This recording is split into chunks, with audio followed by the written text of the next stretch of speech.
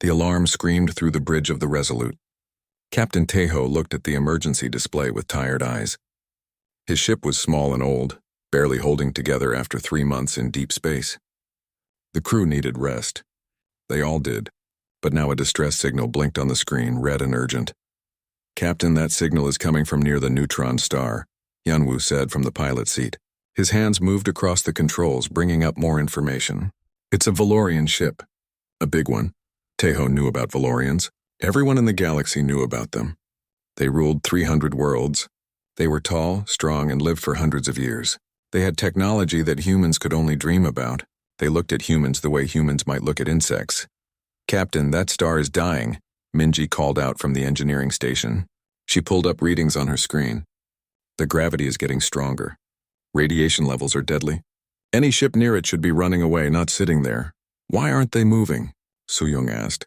She was standing at the medical station, already pulling out emergency supplies. She always knew when something bad was about to happen. Tejo touched the controls and listened to the signal. It was breaking up, filled with static, but he could hear the words. "This is the Valorian Royal Flagship. Main power is down. Shields failing. Escape pods damaged. Queen Nara and Princess Han are on board. We cannot escape the gravity well. This is our final message." The bridge went silent. Even the alarm seemed quieter. Everyone looked at Tejo. "Captain, we can't go in there," Hyunwoo said slowly. "Our shields won't last 5 minutes in that radiation. The gravity will pull us apart." "He's right," Minji added. "The Resolute isn't built for this. We're a trading ship, not a rescue vessel." Tejo watched the neutron star on the display. It was beautiful in a terrible way. Light bent around it. Space itself seemed to twist, and somewhere in that death trap people were waiting to die. "How long until their ship breaks apart?" he asked. Minji checked her instruments. 20 minutes, maybe less.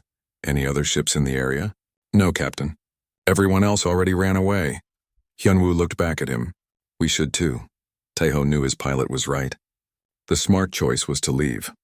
The Valorians had plenty of ships. Someone else could rescue their queen. Someone with better equipment, better shields, better chances of survival, but no one else was here. And 20 minutes was not enough time for help to arrive. "Set course for the flagship," Tejo said. "Captain, did you hear what I said?" Hyunwoo turned around completely now. "We will die if we go in there." "Maybe, but they will definitely die if we don't try." Tejo stood up from his chair. "Minji, I need you to reroute all power to the shields. Everything except life support and engines." Minji stared at him for a moment, then nodded. Her fingers flew over the controls. "Rerouting power. But Captain, even with everything in the shields, we only have about 15 minutes before the radiation burns through. Then we better work fast." "Hyunwoo, take us in." "So-young, prepare the medical bay for radiation exposure. Lots of it." The crew moved to their tasks. They did not argue anymore. They trusted him. Tejo hoped that trust was not misplaced. The Resolute turned toward the dying star. The ship shook as they entered the edge of the gravity well. Alarms started going off everywhere. The lights flickered. The hull groaned under the pressure. "Shields at 80%, Minji called out. 70%. 60%. "I see the flagship," Hyunwoo said. His voice was tight with concentration. "It's breaking apart. Hull breaches on multiple decks." Tejo could see it now on the main screen. The Valorian ship was enormous, 10 times the size of the Resolute. It was also dying. Pieces of hull were tearing away. Atmosphere vented into space in frozen clouds.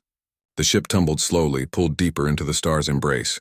"Bring us alongside their main airlock," Tejo ordered. "Minji, I need you to keep these shields up no matter what." "Doing my best, Captain." "Shields at 40%. Hyunwoo flew the ship like he was dancing with death. The gravity well pulled at them from one side. Debris from the flagship came at them from another. The radiation cooked their shields with invisible fire. But somehow, impossibly, he brought them alongside the larger vessel. The docking clamps engaged with a heavy thud. Tejo was already moving toward the airlock.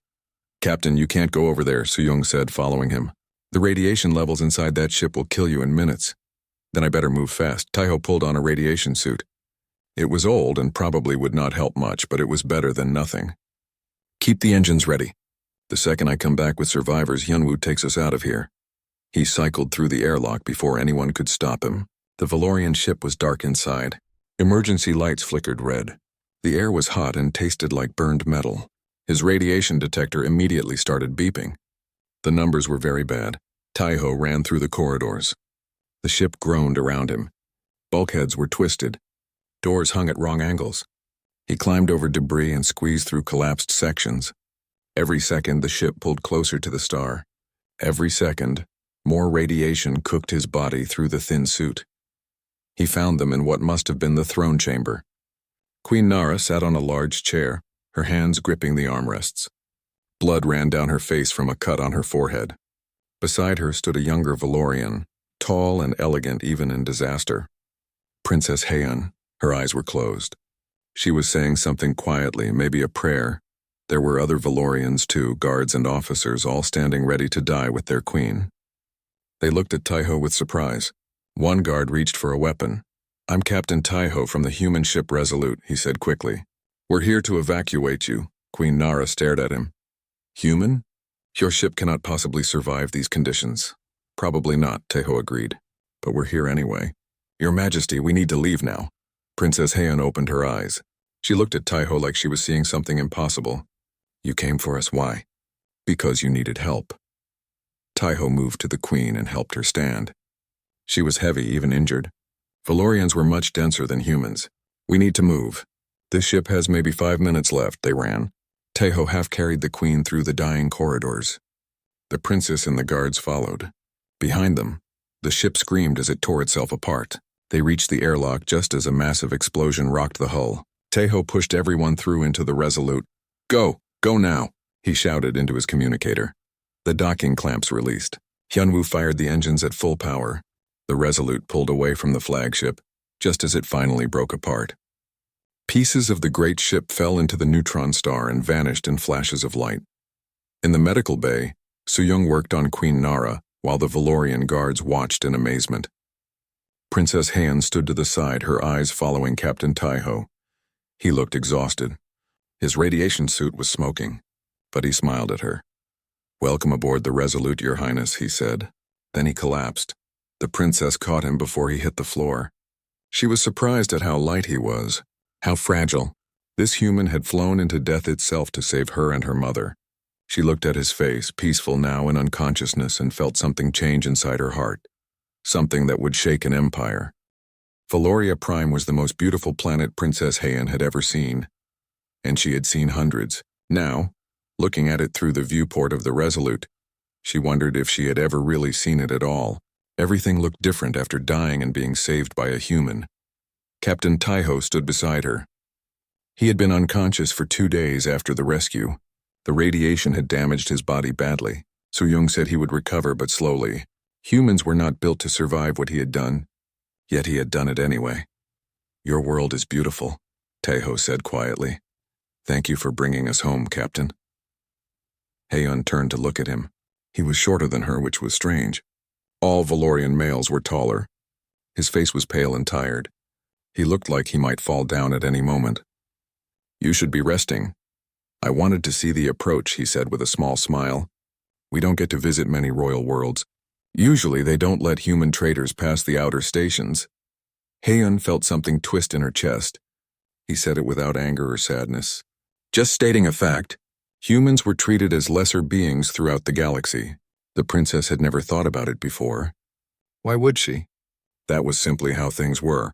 But now she wondered, how could beings who treated others as lesser ever be called superior? The Resolute landed at the royal palace. Thousands of Valorians filled the plaza outside. News of the rescue had spread across all 300 worlds in hours. The queen and princess saved by humans. It was impossible. It was incredible. It changed everything. Queen Nara walked down the ramp first. Her head was bandaged, but she stood straight and proud. The crowd roared.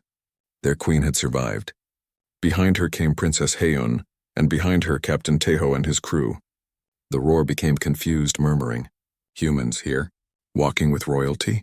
In the throne room, the High Council had gathered. These were the most powerful Valorians in the Empire, leaders of noble houses and military commanders. They stood in formal rows, their faces carefully neutral. High Chancellor Jinho stood at the front, his expression cold. "Your Majesty," Jinho said, bowing low, "we rejoice at your safe return. The Empire is grateful to these humans for their service. We have prepared payment for their assistance. 10 million credits should be sufficient. Taiho stepped forward and bowed respectfully. Your Excellency, we do not require payment. We helped because it was needed, not for reward. The throne room went silent. Heiyun watched the council members look at each other with confusion. She understood. In Valorian culture, everything was transaction. Service demanded payment. Debt required settlement. The idea of helping without expecting anything in return made no sense. Then you are fools, Jinho said flatly. You risked your lives and your ship for strangers. You could have died. For nothing. We would have died for something, Minji said from behind Taiho. For doing what was right. Jinho looked at the small human female with something like disgust. Right? What does right mean? The strong survive. The weak perish. This is natural law. Then humans must be strange, Hyunwoo said calmly. Because we think helping others makes us stronger, not weaker. Queen Nara raised her hand and the room fell silent immediately. She looked at Jinho, then at the human crew, then at her daughter. When she spoke, her voice carried throughout the hall. High Chancellor, these humans flew into death itself to save us when all others fled. They asked for nothing. They expected nothing. They simply acted with courage and compassion. These are qualities we Valorians claim to value, yet we have forgotten what they truly mean. She stood from her throne, and everyone in the room bowed instinctively. I declare Captain Taiho and his crew to be honorary protectors of the realm. They will be granted full access to all Valorian worlds and resources. They will be treated with the respect due to high nobility. The council members looked shocked. This honor had never been given to outsiders. Never to aliens. Certainly never to humans. Jinho's face went very still, which Heian knew meant he was furious. Furthermore, the queen continued, I assign Captain Taiho as personal advisor and guardian to Princess Heiyun. She will learn from him what it means to lead with wisdom and heart. Not just strength and tradition. Heian felt her heart skip. She would see him every day. Learn from him? The thought made her feel strange inside, warm and nervous at the same time. That evening, Heian found Taiho in the palace gardens. He was sitting on a bench looking up at the stars. He looked very tired and very small among the massive Valorian architecture. Captain, she said softly. He stood quickly and bowed. Your Highness, I did not hear you approach. Please sit, and you may call me Heian when we are alone. She sat beside him, careful to leave proper space between them. I wanted to thank you properly. In the throne room, everything was so formal. You do not need to thank me, Your Highness. Heian, she corrected gently. He smiled. Han, that is a beautiful name. Why did you save us? She asked suddenly. Chancellor Jinho is right. You could have died. Your crew could have died. You had no reason to risk so much for strangers. Taiho was quiet for a moment. Have you heard of Earth, Princess? My homeworld. A little. It is a small world in a quiet system. Yes, we had no advanced technology, no great military. When other species found us, they expected us to fail among the stars. Many thought humans would not survive. He looked at the sky. But we did survive. Do you know how? Heian shook her head. We survived because we help each other. In our history, humans lived in small groups. Alone, we were weak. Together, we were strong enough to survive anything. We learned that the tribe matters more than the individual, that helping others is not weakness but the greatest strength of all. He turned to look at her. When I saw your distress signal, I did not think about what I would gain or lose. I thought about people who needed help. That is all. Heian felt tears in her eyes, which shocked her. Valorians did not cry. Emotions were weakness. But looking at this fragile human who had risked everything for strangers, she wondered if maybe everything she had been taught was wrong. I want to understand, she said quietly. I want to understand how humans think. How you can be so strong while being so... She gestured at him helplessly. Small? Weak? He smiled without offense. Princess, humans are weak in many ways. We break easily. We die young. But we have learned to turn our weaknesses into strengths. Our fragility teaches us to value every moment. Our short lives make us treasure connections with others. Our physical weakness forces us to be clever, creative, and cooperative. Can you teach me these things? Heian asked. I can try. But I warn you, Princess, learning to think like a human means learning to feel like a human. That means experiencing pain, doubt, fear, joy, and hope. All the emotions your people have been taught to suppress. I am not afraid, Heiyun said, though she was not entirely sure that was true. Taiho stood and bowed. Then we will start tomorrow. For now you should rest. Today has been long for both of us. Heiyun watched him walk back toward the guest quarters. He moved slowly, still weak from radiation exposure. But he walked with his head up, unafraid. She had never met anyone like him. In his chambers, High Chancellor Jinho stood at his window, watching the princess talk with the human in the garden. His hands clenched into fists. This was dangerous. Humans spreading their weak philosophies throughout the empire, the queen honoring aliens, the princess fascinated by a primitive creature. This could not be allowed to continue. He would stop it. Whatever the cost. 3 weeks had passed since the rescue. Princess Heiyun spent every morning with Captain Taiho, learning about human culture. Today they sat in the palace library, surrounded by books. Taiho had brought several from Earth, thin paper volumes that seemed ancient compared to Valorian data crystals. This one is my favorite, Taiho said, holding up a worn book. It is about a man who survives alone on an island for years. He has no advanced technology, no help, just his mind and his will to live. Heiyun took the book carefully. The pages were yellow with age. Why would anyone write about weakness and suffering? Because humans find beauty in survival. We tell stories about overcoming impossible challenges. We admire characters who refuse to give up even when everything seems hopeless. Taiho smiled. Valorian stories are about heroes with great power who defeat enemies. Human stories are about ordinary people who become extraordinary through courage and determination. Heiyun began reading. The story was strange at first. The main character had no special abilities. He made mistakes. He felt lonely and afraid, but slowly she found herself caring about him. When he succeeded in making fire, she felt joy. When he failed to escape the island, she felt his disappointment. I feel what he feels, she said with wonder. How is this possible? He is not real. That is called empathy, Taiho explained. Humans practice feeling what others feel. It helps us understand each other. It makes us want to help each other. Later that day, Heiyun joined Minji in the engineering workshop. The human woman was repairing one of the Resolute's damaged systems. Her hands moved quickly, connecting wires and testing circuits. Heiyun watched, fascinated. Why do you work on this yourself? Heiyun asked. You could command others to do it. Minji laughed. I could, but I enjoy it. Working with my hands helps me think. Besides, how can I ask others to do something I cannot do myself?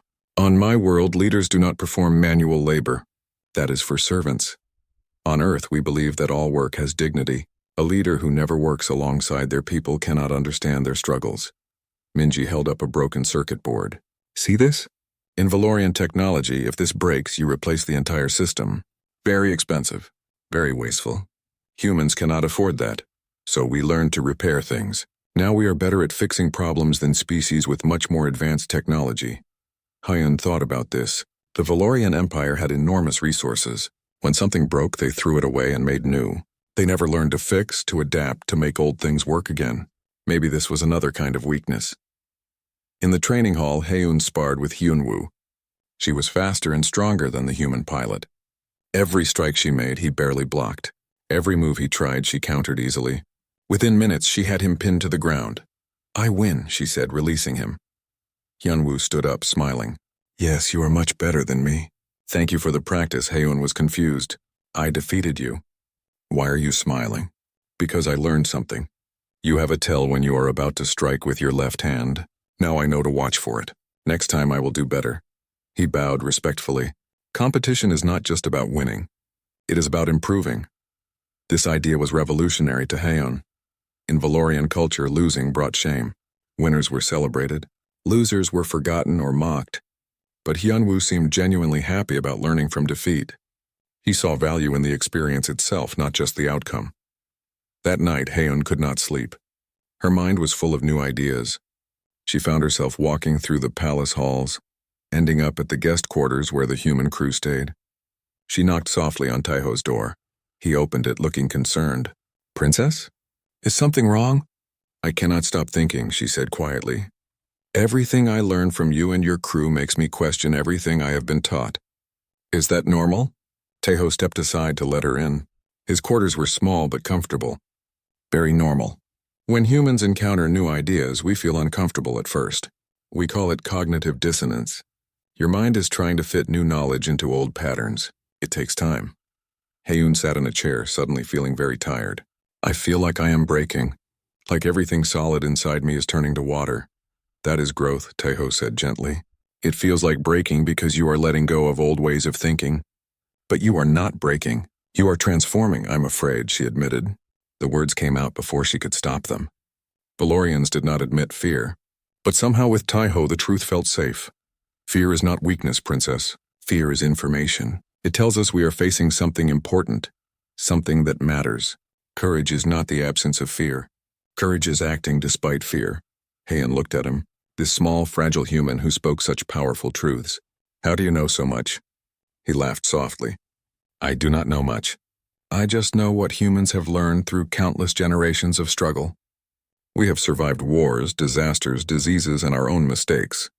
Every lesson was paid for with suffering. That knowledge is our inheritance. I want to learn it all, Heian said. Every lesson, every truth. Be careful what you wish for. Learning means changing. If you learn to think like a human, you may never see your world the same way again. Good, she said firmly.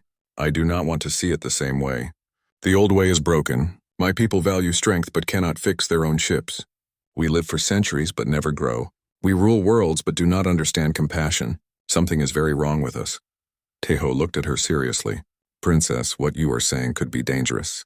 There are many Valorians who will not want to change. They benefit from things staying the same. Like High Chancellor Jinho. Yes. He sees us as a threat to his power and his worldview. We must be careful. Heyoon stood to leave, then hesitated. Captain, may I ask you something personal? Of course. Do humans believe in friendship between very different beings? Taeho smiled. We believe that friendship can exist anywhere there is respect and understanding.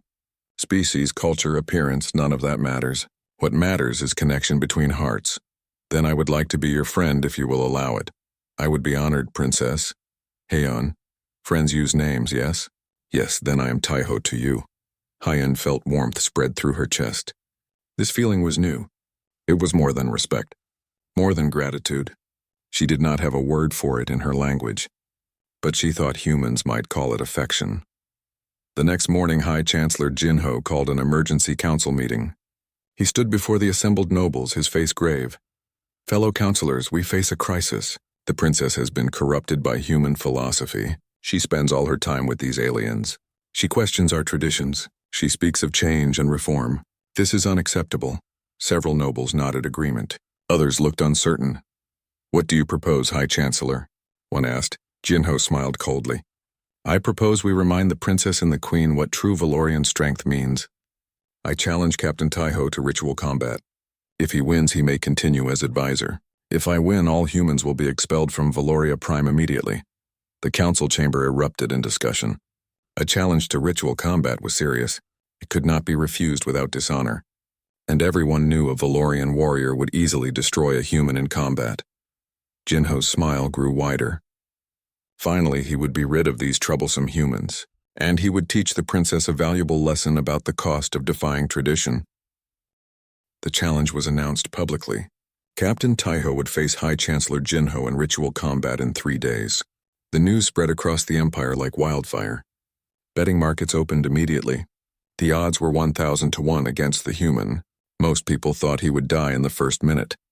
Taeho stood in the training hall moving through combat exercises. His body was still weak from the radiation exposure.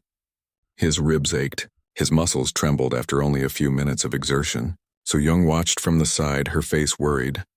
You cannot do this, she said quietly. Jinho will kill you.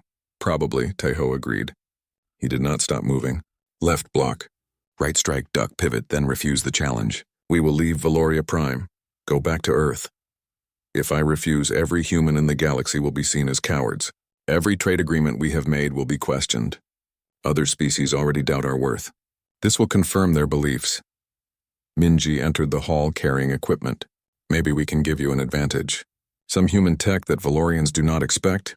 Taeho shook his head. Ritual combat has rules. No weapons. No technology.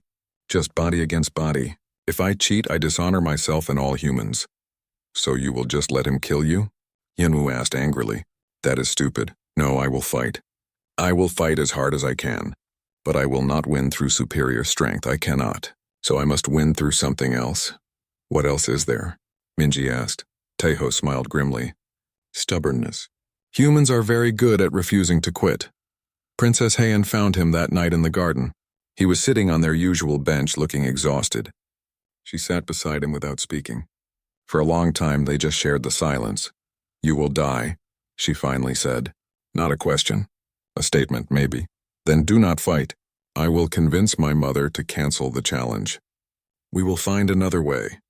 There is no other way. If your mother cancels the challenge, Jinho will say she fears him. He will claim she is weak because she protects humans. This is about more than just me. This is about whether your empire will move forward or stay trapped in the past. Heian felt something break inside her. Tears ran down her face. She did not try to hide them. I just found you. I just learned what friendship means. What connection feels like. And now you will be taken away. Taeho looked at her tears with surprise. You are crying. Valorians do not cry. I am not a proper Valorian anymore. You broke me. You taught me to feel, and now I cannot stop. She wiped at her face angrily. Is this what being human means? Constant pain. Being human means feeling everything deeply. Yes, that includes pain. But it also includes joy, love, hope. The pain is the price we pay for truly living. He reached out and took her hand. It was the first time he had touched her deliberately. Her hand was so much larger than his. I am glad I could teach you this, even if it hurts. Heian held his hand carefully, afraid of crushing it. I do not want you to die. Then I will try very hard not to. He smiled, trying to lighten the mood. But his smile was sad.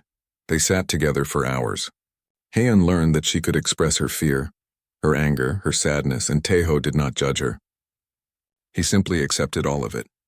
This was what humans called emotional intimacy. The ability to show your true self to another and be accepted completely. As the night grew late and cold, Heian made a decision. She turned to Taeho and spoke words she had been thinking about for days but was too afraid to say. Sleep beside me tonight, Earthfather, she whispered. The words hung in the air. Earthfather was what Valorian children called their protectors and teachers. But coming from Heian, an adult princess to an unrelated male, the words meant something much deeper. She was asking for his presence, his comfort, his humanity. Taeho understood what she was offering and asking for. It was innocent but profound. Completely against every rule of Valorian propriety, dangerous for both of them. Princess, if someone finds us together, there will be scandal. Your reputation will be destroyed. I do not care about reputation. I care about you. You face death in 2 days. I want to be near you, please. Her honesty broke through his hesitation. He nodded. They went to his quarters together. She lay on the bed, fully dressed. He lay beside her, also fully dressed. They did not embrace or kiss. They simply existed together in the darkness, hands clasped between them. Heian felt peace for the first time in her life. Not the cold absence of conflict that Valorians called peace, real peace, the warmth of connection, the comfort of being truly seen and accepted. She listened to Taeho breathing beside her. His breath was so quiet, his heartbeat so fast compared to hers. Everything about him was fragile and temporary, and that made this moment infinitely precious. She did not sleep. She wanted to remember every second. The door opened. Heian sat up quickly. Queen Nara stood in the doorway, frozen. She looked at her daughter and the human captain lying together on the bed. For a long moment, no one moved. No one spoke. Taeho started to speak, to explain, but the queen raised her hand. She looked at Heian, really looked, and what she saw made her heart's ache. Her daughter was glowing with something Nara had never seen before. Joy, connection, love. The queen had ruled 300 worlds for 2 centuries. She had made decisions that affected trillions of lives. She understood power and politics and strategy. But looking at her daughter, she understood something more important. She understood happiness. Nara quietly closed the door and left without a word. She walked through the palace halls, her mind racing. Everything was about to change. Her daughter loved a human. This would shake the empire to its foundations. There would be outrage, rebellion, possibly civil war. But Heian was happy, truly happy, and that was worth any price. The next morning, Queen Nara summoned Taeho to a private audience. He came expecting anger or punishment, Instead, she offered him tea and gestured for him to sit. "Captain, I found you with my daughter last night." "Your Majesty, I can explain. Nothing inappropriate happened. We were simply, I know what happened. I saw my daughter's face. She has never looked like that before, happy, peaceful, free." The Queen paused. "You have given her something I could never provide. The ability to feel deeply, to connect truly, to love." Tejo said nothing. What could he say? "I will ask you one question, Captain. If you survive the combat tomorrow, will you protect my daughter? Not as a guard, not as an advisor, as someone who cares for her well-being above all else?" "I will protect her with my life, Your Majesty." "I already do. Then I give you my blessing. Whatever grows between you and Heian, I will not oppose it. But you must survive tomorrow. For her sake, I will do everything I can." The Queen stood. "I know you will. That is why you are perfect for her. Humans never give up, even when they should." By evening, news had spread throughout the palace. The princess had spent the night with the human. The scandal was enormous. High Chancellor Jinho called an emergency meeting of nobles. He stood before them, triumph in his eyes. "The princess has disgraced herself," he announced. "She has been corrupted by human weakness. Tomorrow, I will defeat their captain in combat, and then we will cleanse our empire of this infection forever." The nobles cheered. But not all of them. Some looked uncertain. A few even looked thoughtful. They had seen how the princess had changed. How she smiled now. How she spoke with passion about ideas and reforms. Was that really corruption? Or was it growth? The empire held its breath. Tomorrow would decide everything. The Grand Colosseum held 100,000 Valorians. Every seat was filled. Millions more watched on screens across the empire. The arena floor was bare stone, ancient and bloodstained. This was where Valorians had tested their strength for thousands of years. Princess Heian stood in the royal box beside her mother.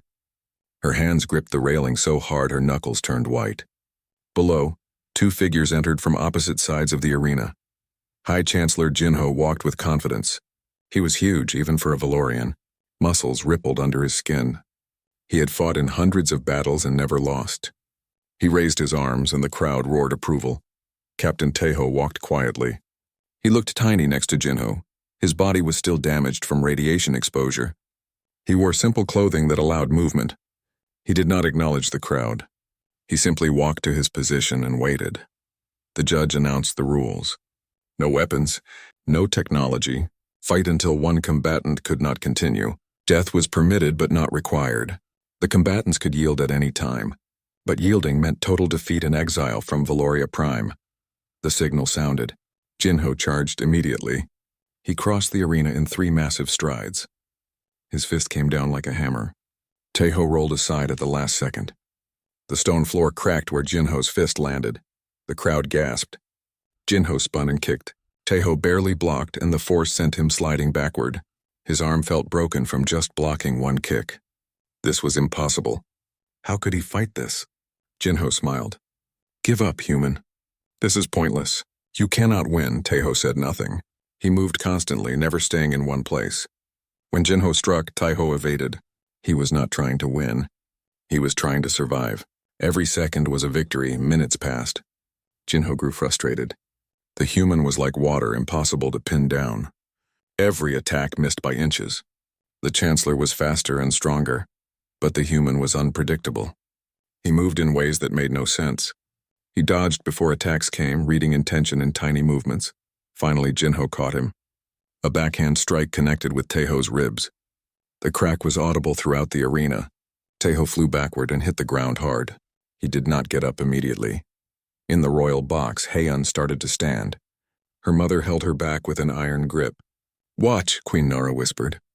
"Watch what happens now." Tejo pushed himself up slowly. Blood ran from his mouth. His ribs were definitely broken. Every breath felt like knives. But he stood. He raised his hands again in a fighting stance. The crowd went quiet. This was not normal. A human with those injuries should be unconscious or dead. But he was standing, fighting.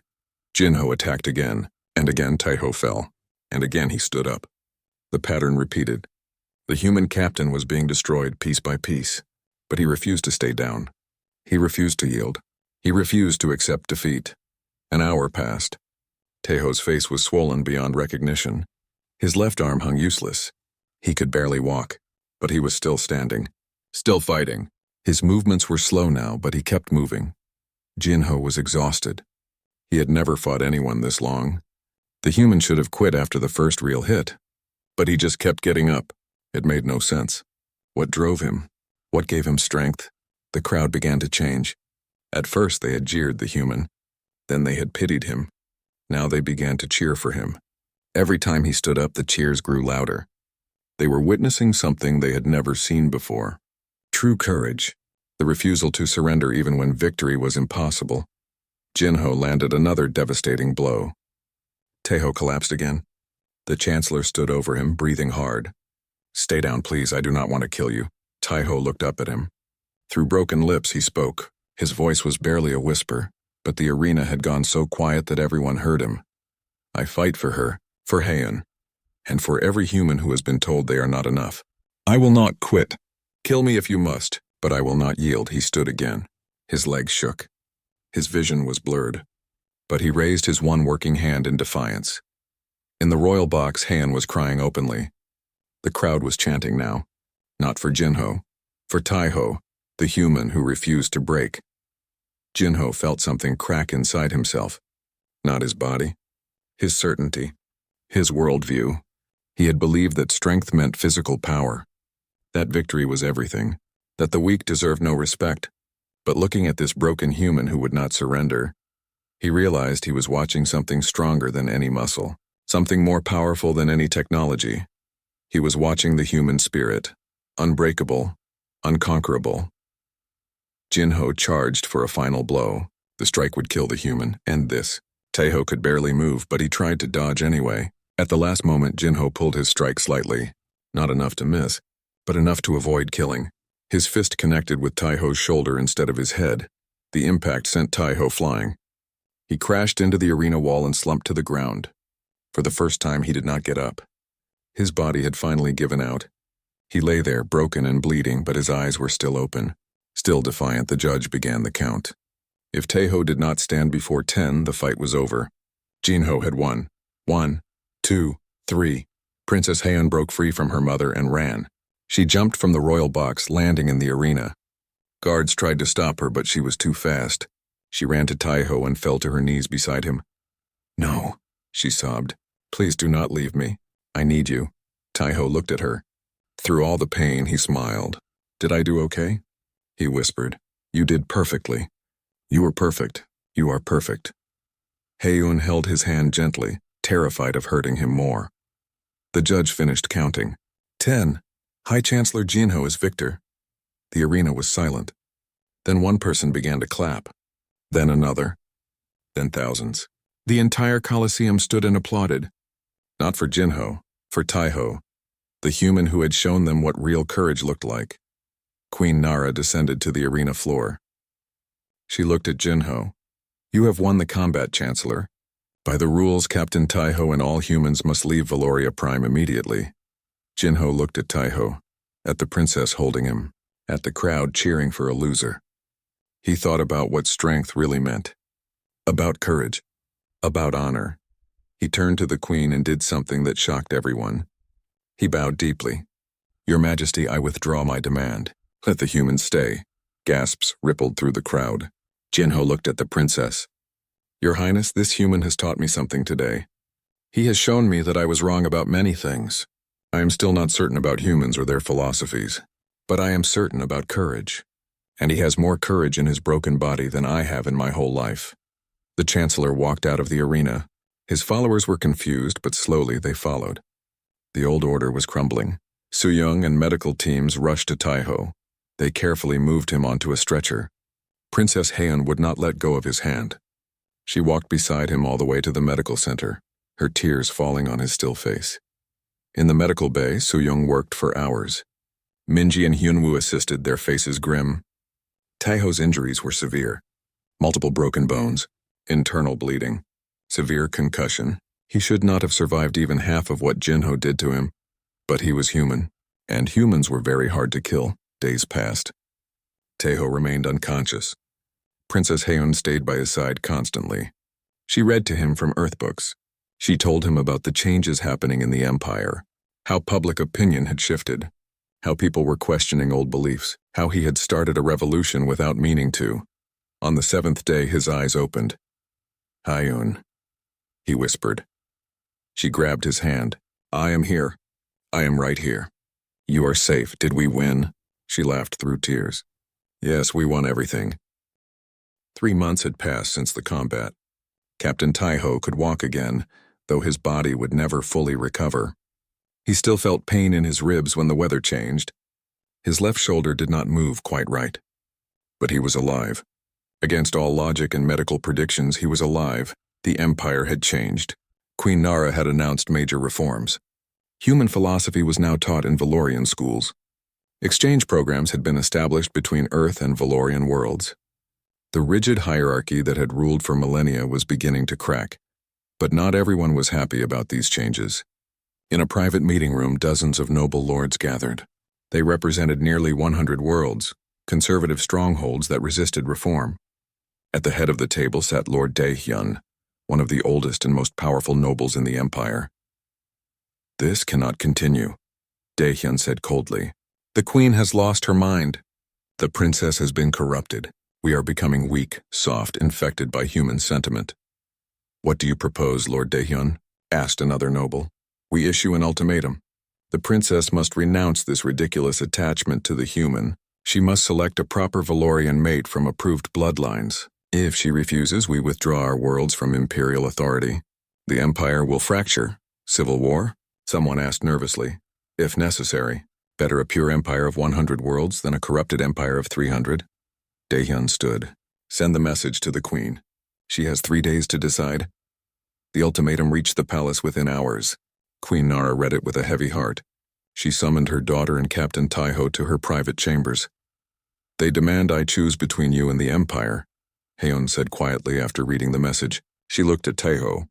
"I will not abandon you, not for anything." "Princess, you must consider your people," Taiho said. "A civil war would kill millions, destroy worlds. I am not worth that price. You are worth everything to me." Hyun turned to her mother. "I will not yield to threats. If they want war, I will give them war." Queen Nara looked tired. She had ruled for so long, made so many difficult decisions, but nothing had prepared her for this. "There may be another way. Not surrendering, not war, something different." "What way?" Hyun asked. "We show them what they will lose. Not through threats or force. Through demonstration. Captain Taiho, your crew. Do they have more of those communication devices?" Taiho nodded slowly. "Yes, human broadcast technology. It is primitive compared to yours, but it is harder to block or control. Then we will use it. We will speak directly to the citizens of all 300 worlds. Not commands from their queen. Not propaganda from their nobles. Truth from a princess who has learned to feel." Minji and Hyunwoo worked through the night. They modified human communication equipment to broadcast across Valorian networks. It was technically illegal. The nobles controlled all official media. But human technology had one advantage. It was creative, adaptable, hard to predict. The next evening, every screen on every Valorian world suddenly switched to the same image. Princess Hyun sitting in a simple chair. No crown, no royal robes, just herself. She began to speak. Her voice was calm but full of emotion. Real emotion. "My people, I am Princess Hyun. Many of you have heard rumors about me. That I have been corrupted by humans. That I have abandoned our traditions. That I have forgotten what it means to be Valorian. I want to tell you the truth." She paused, gathering her thoughts. "Billions watched. 3 months ago, I was dying in a ship near a collapsing star. My mother was injured. Our guards were preparing for death. We had accepted our fate. Then a small human trading vessel flew into that death trap to save us. They risked everything for strangers. They asked for nothing in return. They simply helped because it was right. That act made me question everything. If these physically weak, short-lived creatures could show such courage and compassion, what did that say about us? We who claim genetic superiority? We who rule 300 worlds?" Hyun leaned forward, speaking directly to the camera. "To her people, I began learning from the humans, and I discovered we have been living half-lives. We suppress our emotions and call it strength. We reject connection and call it independence. We value power over compassion, victory over growth. We have confused being strong with being cruel. Humans showed me another way. They taught me that feeling deeply is not weakness but the greatest strength, that helping others makes us all stronger. That courage means standing up for what is right even when it is hard. That love is more powerful than any weapon. She stood up. Her voice grew stronger. Some nobles want me to abandon these lessons. They want me to choose a mate from approved bloodlines. They say that if I refuse, they will start a war. They believe they are protecting our culture. But I think they are afraid. Afraid of change. Afraid of emotions. Afraid of anything different. I will not obey their demands. Not because I am rebellious, but because I have learned that real leadership means doing what is right, not what is easy. I love a human. Captain Tejo. He nearly died defending our right to change, to grow, to become better than we were. Tears ran down her face now. She did not wipe them away. If loving him is wrong, then I do not want to be right. If learning from humans is corruption, then corrupt me further. If caring about others makes me weak, then I embrace weakness, because I have seen what our version of strength creates. Loneliness, pride, stagnation, fear of anything new. I am asking you to choose, not between nobles and queen, not between tradition and progress. Choose between fear and hope, between isolation and connection, between what we have always been and what we could become.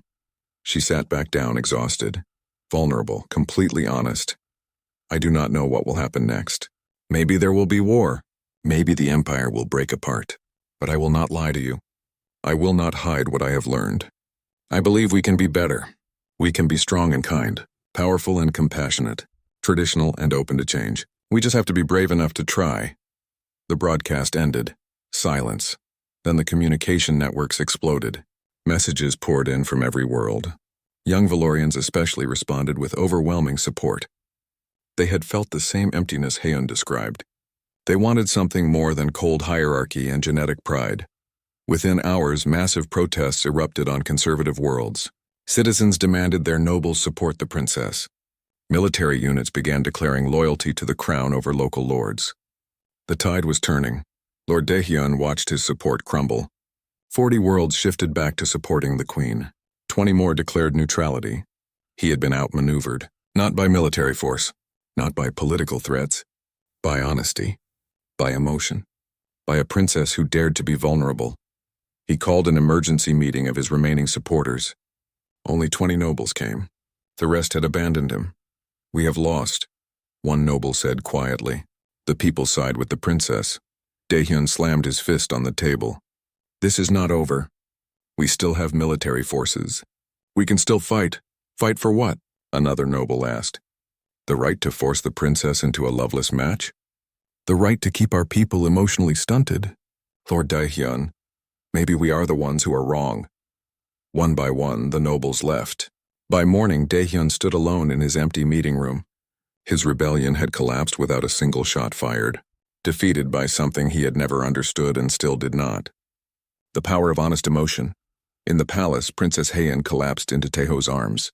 The stress and fear of the past days finally caught up with her. He held her gently, letting her cry. It is over, he whispered. You did it. You changed everything. We did it, she corrected. Together.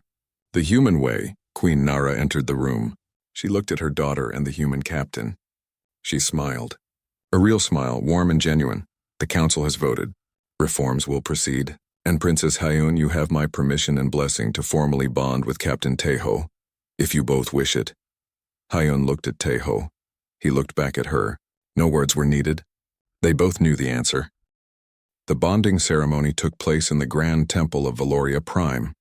It was a combination of human and Valorian traditions, something that had never been done before. Billions watched across the Empire and beyond. Other alien civilizations sent representatives, curious about this historic moment. Princess Hyun wore traditional Valorian royal garments, silver and blue, adorned with symbols representing 300 worlds. Captain Tejo wore a simple earth suit, black with a blue tie that matched her dress. The contrast was striking. She was tall and powerful. He was smaller and still moved carefully because of his injuries. Yet standing together, they seemed perfectly matched. Queen Nara performed the ceremony herself.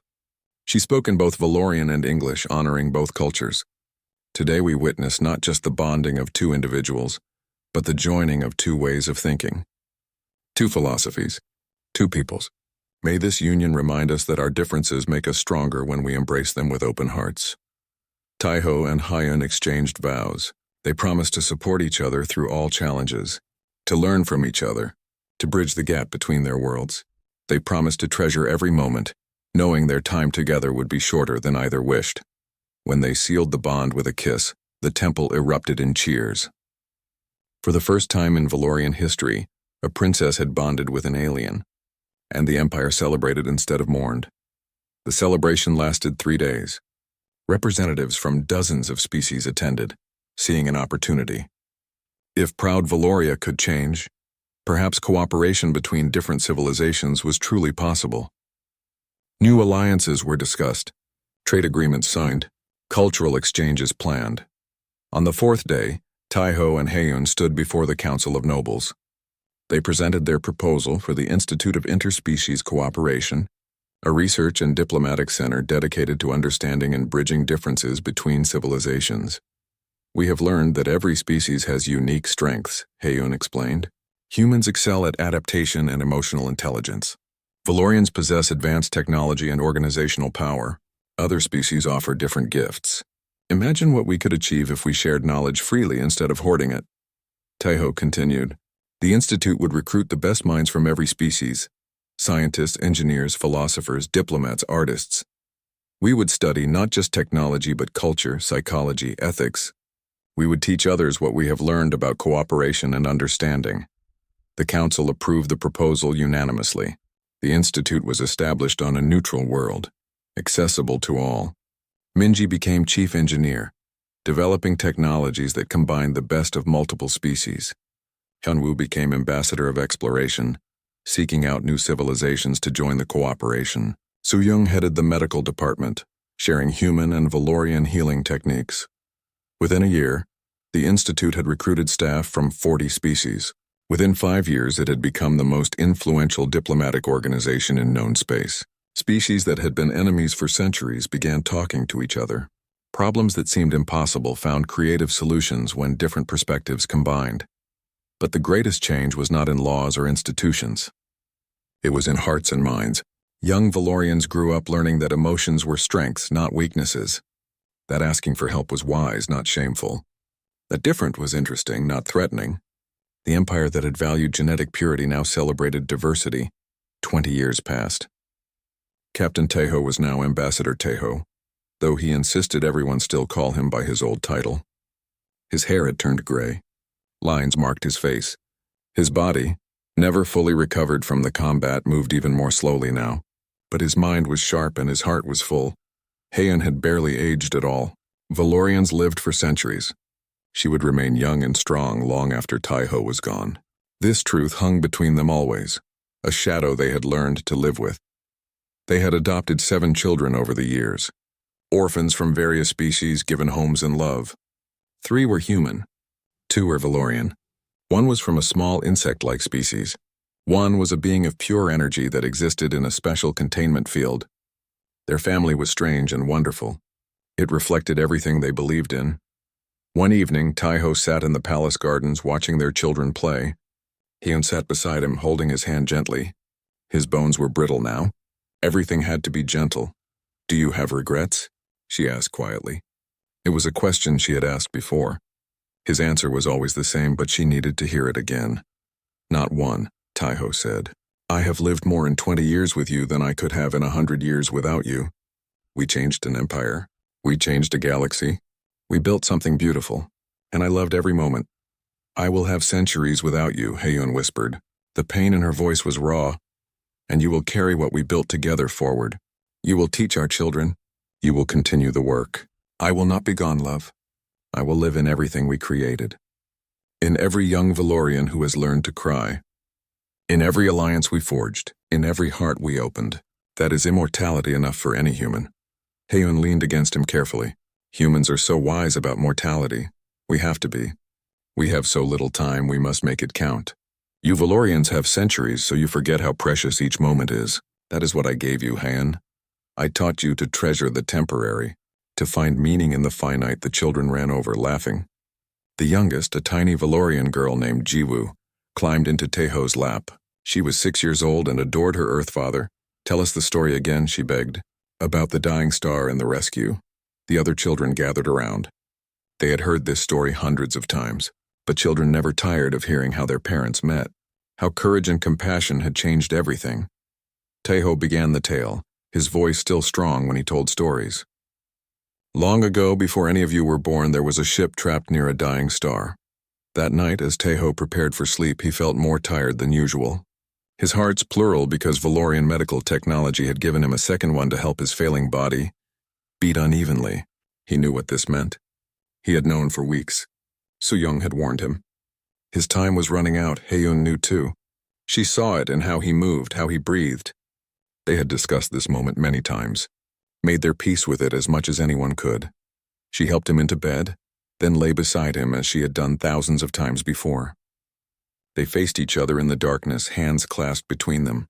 Sleep beside me tonight, Earthfather, Hae-yoon whispered, the same words she had spoken 20 years ago. But now they carried different weight.